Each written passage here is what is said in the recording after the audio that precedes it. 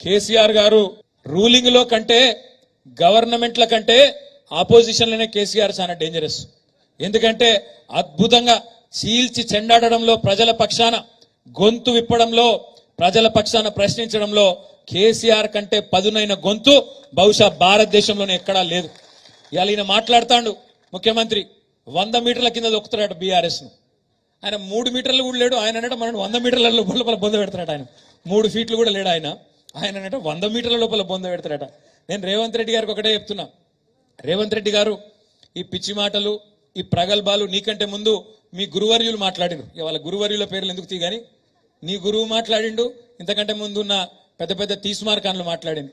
నీకంటే ముందు కేసీఆర్ ను తొక్కుతాం, బొంద పెడతాం, ఈ గులాబీ జెండా కనబడకుండా చేస్తాం అని చాలా పెద్ద పెద్ద తీస్మార్కాన్లు మాట్లాడినరు.